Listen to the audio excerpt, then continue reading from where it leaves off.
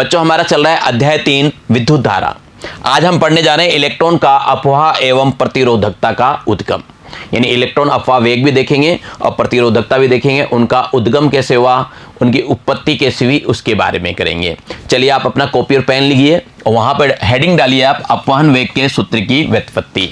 बात करें अपवहन वेग क्या होता है और उसके सूत्र की व्युत्पत्ति क्या होती है। देखिए अपवहन वेग क्या होगा, जो उसमें वेग आएंगे बहुत सारे, उनका अगर हम माध्य लेंगे तो उसी को हम क्या कहेंगे, अपवहन वेग कहेंगे। ठीक है, तो आपने कॉपी में हेडिंग डाल दिया होगा अपवहन वेग के सूत्र की व्युत्पत्ति। परीक्षा में पूछा जा सकता है, तो जैसे ही परीक्षा में पूछेंगे तो हमें कुछ चीजें लिखनी होती है। हम मान लेते हैं कि अपने पास क्या है, कोई एक चालक है, उसमें n मुक्त इलेक्ट्रॉन है। मुक्त इलेक्ट्रॉन के बारे में अपन ने चर्चा अध्याय 1-2 में अच्छी तरह कर रखी है। आपको पता ही है बाह्यतम कक्ष में जो इलेक्ट्रॉन होते हैं वो लगभग क्या होते हैं, मुक्त होते हैं, क्योंकि उस पर नाभिक का प्रभाव जो बल होता है बहुत कम होता है और उन मुक्त इलेक्ट्रॉन के कारण ही क्या होता है, धारा प्रवाह होता है। ध्यान है आप लोगों को, तो ज़्यादा चर्चा अपन मुक्त इलेक्ट्रॉन पे नहीं करेंगे। साथ में हमने मान लिया कि किसी भी क्षण जो अनियमित वेग है किनका, इन इलेक्ट्रॉनों का, वो क्रमशः क्या है, U1, U2, U3, UN तक है। ठीक है, इसके साथ हम मान लेते हैं विश्रांति काल के बारे में आपको बताया था, तो हमने मान लिया इन इलेक्ट्रॉनों का जो माध्य विश्रांति काल है वो कितना है, टो बार है। माध्य विश्रांति काल क्या कर लिया अपन ने, टो बार मान लिया। आपको पता है इसका मतलब हो गया दो क्रमागत टक्करों के मध्य, जो दो क्रमागत टक्कर हैं उनके मध्य का समय अंतराल कितना हो गया, टो बार हो गया। मतलब यही हो गया, कहने का मतलब एक टक्कर से दूसरी टक्कर होने में जो समय लगेगा वो क्या होगा, टो बार लगेगा। n इलेक्ट्रॉनों की बात कर रहे हैं तो ऐसे ही बाकी सबका क्या करें, मान लें tau 1, tau 2, tau 3, tau n तक। तो ये आप लिख लें कि अथवा प्रत्येक इलेक्ट्रॉन पे एक टक्कर के टो बार समय पश्चात सामान्यतः पुनः टक्कर करता है। ठीक है, हमने मान लिया कि इन इलेक्ट्रॉनों के दो क्रमागत टक्करों के मध्य लगा समय क्या है, क्रमशः टो 1, टो 2 कहां तक, टो n तक है। ठीक है बच्चों, आपको यह सूत्र याद होगा, V बराबर होता है U प्लस AT, न्यूटन के गति के समीकरण से आपको पता ही है। V बराबर क्या होता है, U प्लस AT। A त्वरण है, T समय है, U क्या है, प्रारंभिक वेग है, V क्या होता है, अंतिम वेग होता है। ये अपने को सबको पता है, बस इसी पे आधारित है ना। हमने मान लिया कि दूसरी टक्कर होने से ठीक पहले इन इलेक्ट्रॉनों का वेग क्या है, क्रमशः V1, V2, V3, V4 मान लें, उनका मान रख दें U1 प्लस AT1। T का मतलब टो है यहाँ पे, ऐसे ही V2 क्या होगा, U2 प्लस AT2, कहाँ तक, N तक चलेगा। ये जो वेग निकाल रहे हो आप, यहाँ पे जो अपन वेग निकाल रहे हैं इनका ही औसत जो लेते हैं, यानी N वेगों का औसत होता है, उसी को अपन क्या कहते हैं, अपवहन वेग कहते हैं। उसको हम क्या कहते हैं, अपवहन वेग कहते हैं। तो अपवहन वेग को मैं क्या करूं, VD से रिप्रेजेंट कर दूं, और औसत ज्ञात करना तो याद ही है आपको। औसत कैसे ज्ञात करते हो आप, सभी को जोड़ के सबका भाग देते हो ना, ये याद होगा आपको। देखो प्रेक्षणों का योग बटे प्रेक्षणों की संख्या, याद होगा ये आपको, कक्षा 10 में आपने खूब पढ़ा है सांख्यिकी वाला गणित के अंदर, है ना। इससे क्या निकलता है, औसत निकलता है, और औसत को आप क्या बोलते थे, माध्य कहते थे। तो माध्य बराबर क्या हो गया, प्रेक्षणों का योग बटे प्रेक्षणों की संख्या, यानी सबको जोड़ के जितने हैं उतने का भाग लगाए। कितने थे, n थे, सबको हमने क्या किया, ऐड कर लिया। सबको ऐड करने के बाद U1, U2, U3, UN इसको एक तरफ कर दिया। ठीक है, जब एक तरफ करोगे तो इसमें A क्या होगा, कॉमन आ जाएगा, और यहां बच गया आपके पास ये tau 1 plus tau 2 plus tau 3 plus tau n तक चीजें बच जाएगी। ठीक है, कहां तक चला जाएगा, ये n तक चला जाएगा। तो अब देखिए इसका मान तो हम जानते हैं, इसका मान कितना हो जाएगा, 0 हो जाएगा। उसमें वेग, सारे वेग क्या होते हैं, शून्य हो जाते हैं। आपको बताया था कि इलेक्ट्रॉन मन में आए उधर उधर गति करते रहते हैं, टक्कर करते रहते हैं, बताया था, याद होगा आपको। ये मैंने आपको कहा था कि इस तरह करते हैं, कोई इधर जाता है तो कोई इधर चला जाता है, कोई उधर चला जाता है ना, कोई इधर आ जाता है टक्कर करके, लेकिन रिजल्ट जो निकलता है वो कितना आता है, 0 आता है। इससे पहले वाले वीडियोज में आपको बताया गया है। तो यहाँ पे इसका मान क्या होगा, 0 हो जाएगा। इसका मान 0 हो गया। और इसकी बात करें तो इसको अपन ने क्या किया, ये माध्य निकल रहा है, ये क्या हो रहा है, माध्य निकल रहा है, माध्य विश्रांति काल बोला है। तो इसको अपन क्या कर सकते हैं, टो बार लिख सकते हैं, राइट। इसको हम क्या कर सकते हैं, टो बार लिख सकते हैं। क्लियर यहां तक? तो कुल मिला के मेरे पास जो वीडी आ रहा है वो क्या आ रहा है, टो बार ए वेक्टर। क्या आ रहा है, टो बार ए वेक्टर। ये आपको बता दिया मैंने, u1 plus u2 plus un बटा n, ये मुक्त इलेक्ट्रॉन माध्य है, उसमें वेग होता है जिसका मान कितना आता है, 0 आता है। तो कुल मिला के अपने पास बात ये आ गई कि अपने पास वीडी कितना आ गया, अपवहन वेग जो है वो कितना आ गया, टो बार गुणा ए वेक्टर। ए वेक्टर दिखा रखा है, सदिश होता है त्वरण। तो ये सूत्र को अपने को क्या करना है, याद करना है। इस सूत्र को क्या रखना है, अपने को याद रखना है। कई बार कुछ न्यूमेरिकल क्वेश्चन करने के लिए काम में आ जाएगा।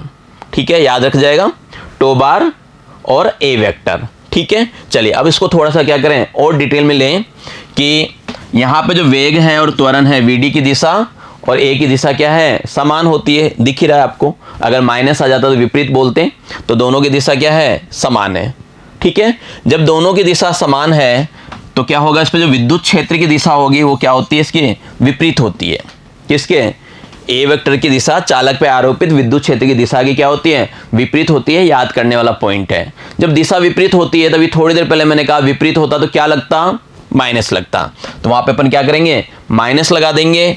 और अपने को ये पता ही है ए बराबर क्या होता है, भाई ये याद होगा आपको, एफ बराबर एम ए पढ़ा हुआ है ना अपने पास। एफ बराबर क्या होता है, एम ए होता है। अगर मैं यहाँ से ए निकालूं तो ए क्या होगा, एफ अपॉन एम होगा। तो यहाँ पे मैंने क्या किया, ये जो मेरे पास ए था ना, इसकी जगह मैंने क्या किया, देखिए यहाँ पे मैंने एफ अपॉन एम लिख दिया। ठीक है, एफ का मान भी आपको पता है, अपन ने पहले की क्लासों में पढ़ रखा है। एफ क्या होता है, ये होता है, याद आ रहा होगा आपको, इलेक्ट्रॉन ई और विद्युत क्षेत्र से गुणा कर लेते हैं। दिशा विपरीत थी इसलिए मैंने क्या किया, माइनस का चिन्ह ले रखा है। दिशा विपरीत इसलिए क्या किया अपन ने, माइनस का चिन्ह ले रखा है। ई जो है आपका विद्युत क्षेत्र है वो क्या होगा, माइनस का होगा यहाँ पे। क्लियर? चलिए ये बात आपकी क्लियर हो गई होगी। पहला तो ये सूत्र याद रखना है।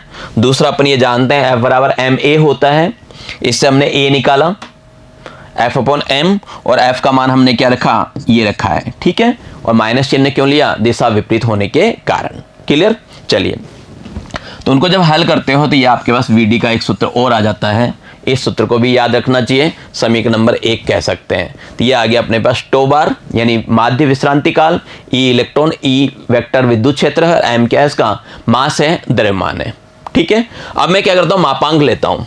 मैं क्या करूँ, इसका मापांक लूंगा। मापांक लेने पे आपको ध्यान है माइनस का चिन्ह क्या होता है, हट जाता है। तो यहाँ पे जब मापांक लेंगे अपने पास, ये माइनस ई वाला मापांक लूंगा तो ये क्या बन जाएगा, अपने पास ई बन जाएगा। ठीक है, और ई किसके बराबर होता है, अगर ध्यान हो आपको, पुरानी वीडियो को देखिए, ई होता है वी अपॉन एल के बराबर। याद आया भाई? ये देखिए, अगर याद नहीं आया तो मैं याद दिला देता हूँ। मैंने वी बराबर वहां पे बताया था ई डी। वी बराबर क्या बताया था आपको, ई डी। और यहाँ डी की जगह मैंने क्या कर रखा है, इस डी की जगह क्या ले रखा है, एल ले रखा है। डी यानी डिस्टेंस होता है, एल यानी लंबाई होती है, बात एक ही है। तो मैं क्या कर सकता हूँ, वहाँ पे ई की जगह क्या लिख सकते हैं, वी अपॉन एल लिख सकते हैं, राइट। दोबारा सुनिए, यहाँ पे मैंने मापांक लिया, मापांक से क्या होगा, माइनस का चिन्ह आउट हो जाएगा, और इस ई की जगह मैं क्या लिख सकता हूँ, वी अपॉन एल लिख सकता हूँ। इसको थोड़ा सा क्या करें, सिस्टेमेटिक रख देते हैं, और सिस्टेमेटिक रखा दिए, ई वी एम और एल एक तरफ कर दिया, और ये आपके पास सूत्र आ गया अपवहन वेग का। ठीक है, ये अपने पास क्या हो गया, सूत्र आ गया, वी डी बराबर ई वी बटा एम एल, और किससे गुणा कर रहे हो, किससे गुणा कर रहे हैं अपन, टो बार से। अपन गुणा किससे कर रहे हैं, टो बार से कर रहे हैं, है ना। टो बार आपको बताया है विश्रांति काल माध्य है, ये बार है ना, क्या है, विश्रांति काल माध्य है। विश्रांति काल माध्य का मतलब tau 1 plus tau 2 plus tau 3 कहाँ तक, टो एन तक जोड़ के कितने का भाग देना है, एन का भाग देना है। ये तो ध्यान है ही अपने पास। तो ये आपके पास क्या हो गया, सूत्र आ गया। परीक्षा में पूछा जा सकता है, अपने से परीक्षा में पूछा जा सकता है, क्वेश्चन पूछा जाता है। ये पूरा अपने को क्या करना है, हल करके आना है। साथ में समीकरण 1 में जो सूत्र आया है उसको भी याद करना है, यहाँ पे आया इसको भी याद करना है, और इस सूत्र को भी क्या करना है, याद करना है। क्योंकि न्यूमेरिकल क्या होंगे आपके, इसी तरह होंगे। क्वेश्चन कैसे पूछा जाएगा, आपसे कह दिया जाएगा कि अपवहन वेग के सूत्र को लिखिए तथा इसका व्युत्पत्ति कीजिए, या फिर आपसे कहा जा सकता है अपवहन वेग के सूत्र का सत्यापन कीजिए। तो पूरा अपने को क्या करना होगा, सत्यापन करना होगा। तो समझ गए होंगे, ज़्यादा मतलब डिटेल भी ज़्यादा नहीं लिया अपन ने, ज़्यादा हार्ड भी नहीं है। क्या चीज़ याद रखनी है अपने को, अगर इस पूरे फॉर्मूले में देखना चाहो तो आपको क्या याद रखना है, एक तो ये माध्य वाला सूत्र याद रखना है है ना। दूसरा v बराबर क्या होता है, u प्लस AT होता है, ये याद रखना है। और तीसरा इसका मान 0 होगा, इसको याद रखना है। अगर ये 3 चीज़ें याद होती है तो आसानी से आपका हो जाएगा। ठीक है, चलिए अगली हेडिंग डालिए, अपवहन वेग तथा विद्युत धारा में संबंध निकालें। अभी अपन ने अपवहन वेग निकाल लिया भाई, निकाला ना ये, और क्या है विद्युत धारा I, दोनों के बीच में हम क्या करें, रिलेशन देखें कि दोनों के बीच में रिलेशन क्या होता है। तो अगली हेडिंग अपने कॉपी में लिखिए, अपवहन वेग तथा विद्युत धारा में संबंध। ठीक है, अपन मान लेते हैं कि किसी चालक के दोनों सिरों के मध्य एक बैटरी है, उससे विभव कितना आरोपित किया गया, V किया गया। ठीक है, चालक में हमने क्या किया, V विभव दिया, और धारा कितनी ले ली अपन ने, I ले ली, और जो इलेक्ट्रॉनों का अपवहन वेग है वो क्या है, VD है। सिस्टेमेटिकल लिखेंगे तो अच्छे नंबर मिलेगा। आप एक लाइन में लिख दोगे कि एक चालक में V विभवांतर है, I धारा है और VD अपवहन वेग है, तो थोड़ा सा क्या होगा, नंबर कम मिलेंगे। तो आप देखिए मैंने लिख रखा है, आपको दिख रहा होगा। बिल्कुल सिस्टेमेटिकल लिखिए कि माना किसी चालक के दोनों सिरों के मध्य एक बैटरी द्वारा V विभवांतर आरोपित किया गया है, जबकि चालक में प्रभावित विद्युत धारा I तथा चालक के मुक्त इलेक्ट्रॉन का अपवहन वेग क्या है, VD है। तो सिस्टेमेटिकल लिखना है। ठीक है, साथ में अपन क्या मारे, माना चालक के अनुप्रस्थ काट का क्षेत्रफल कितना ले लिया, अपन ने A ले लिया। एक चालक है, उसका अनुप्रस्थ काट का क्षेत्रफल कितना है, A है। ये चालक है, इसका हमने क्या किया, एक अनुप्रस्थ काट लिया, उसका क्षेत्रफल हमने क्या किया, A मान लिया। ठीक है, साथ में हमने ये भी माना कि प्रति एकांक आयतन में मुक्त इलेक्ट्रॉनों की संख्या, प्रति एकांक में जब भी ज्ञात करते हैं तो उसको हम क्या कहते हैं, घनत्व कहते हैं। तो इलेक्ट्रॉन घनत्व भी बोल सकते हैं। तो क्या कह रहे हैं हम, दोबारा सुनिए, चालक के भीतर प्रति एकांक आयतन में मुक्त इलेक्ट्रॉन की संख्या n है। ठीक है, साथ में चालक की जो लंबाई है वो क्या ले लिया अपने, चालक के डेल x लंबाई, मोटाई भी बोल सकते हो, कोई दिक्कत नहीं है ना। चालक के डेल x लंबाई के खंड का आयतन कितना हो जाएगा, बताइए।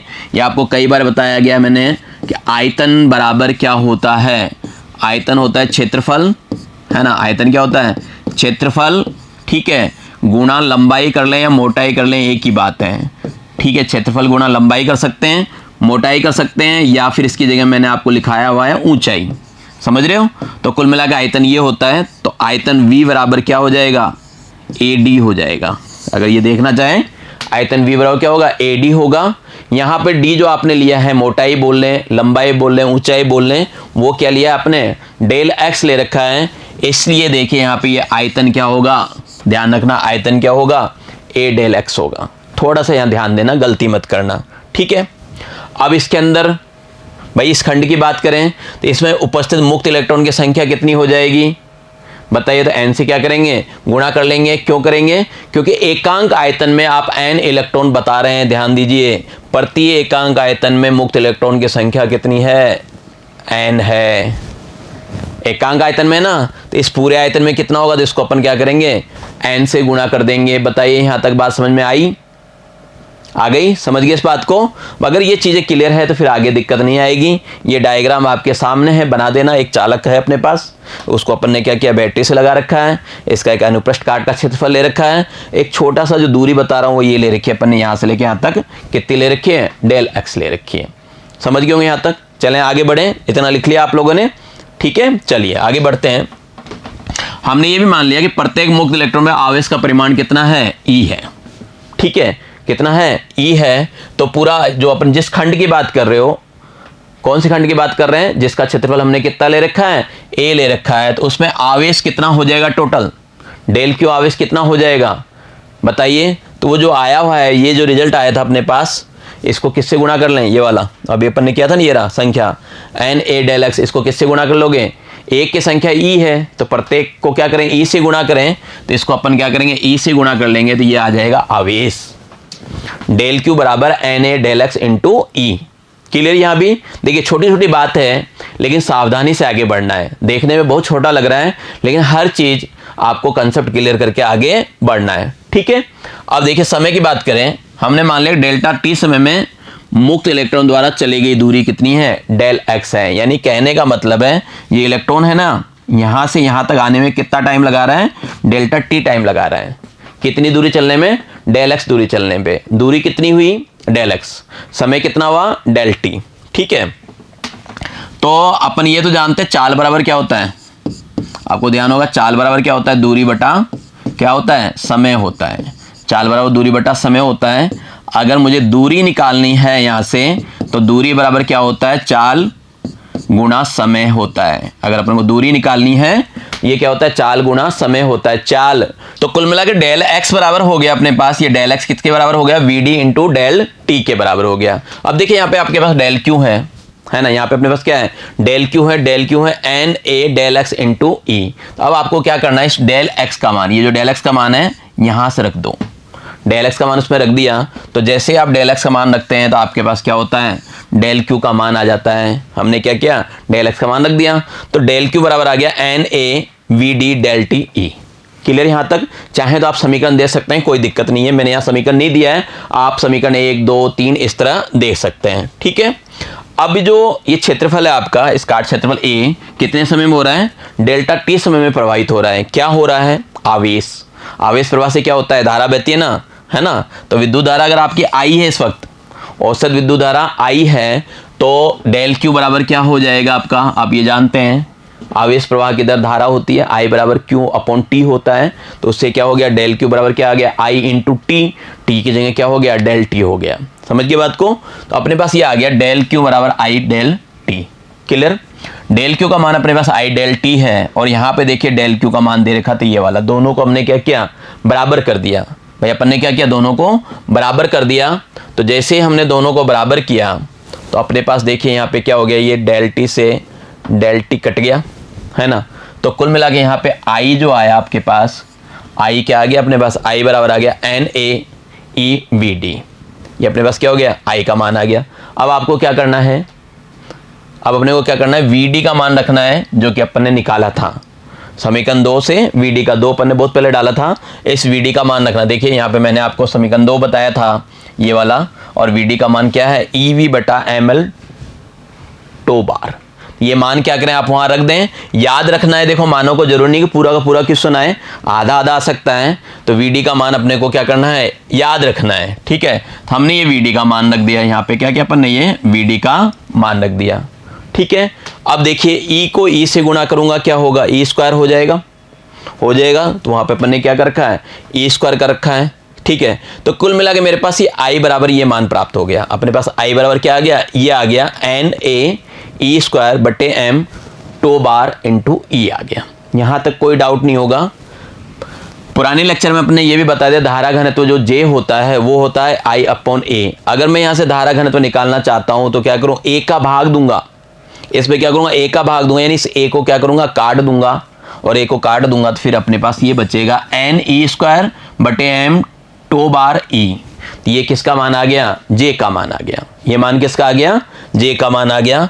अगर आपको प्रतिरोधकता निकालनी है तो प्रतिरोधकता का सूत्र होता है ई अपॉन जे। क्या होता है, ई अपॉन जे। तो ये जे का मान है ना, इसमें जे का मान रख देंगे तो क्या होगा, ई से ही कटेगा, और फाइनली आपके पास प्रतिरोधकता का मान ये आएगा, रो बराबर एम बटा एन ई स्क्वायर बटे टो बार। नहीं आ रहा समझ में, देखिए ई है ना बटा जे, जे देखिए ये निकाला अपन ने एन ई स्क्वायर बटे एम, है ना, और क्या है टो बार ई। देखिए अब काट लीजिए, इससे ये कट गया, ये क्या होगा, ऊपर चला जाएगा, ऊपर जाएगा तो आएगा एम एन ई स्क्वायर, और ये आ गया टो बार। यही चीज़ यहाँ लिखी हुई है। तो ये क्या हो गया आपका, प्रतिरोधकता आ गया। सारे सूत्र निकाल रहे हैं अपन, आई और इसका संबंध तो आ चुका है, लेकिन और सूत्र भी निकाल लेते हैं। धारा घनत्व भी निकाल लिया अपन ने, प्रतिरोधकता भी निकाल लिया। तो कुल मिला के आप इन सूत्रों को याद कर सकते हैं। हमारे पास संबंध आ गया।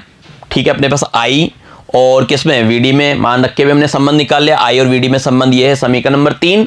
और आगे अगर आप और संबंध निकालना चाहते हैं, आई का संबंध निकाल लिया हमने, प्रतिरोधकता का संबंध भी निकाल लिया। ठीक है, तो इन सूत्रों को क्या करना है, याद करना है। बच्चों आज की कक्षा में इतना ही, आगे पढ़ने के लिए मिलते हैं आपसे अगली कक्षा में। तब तक के लिए धन्यवाद, नमस्कार, आपका दिन मंगलमय रहे।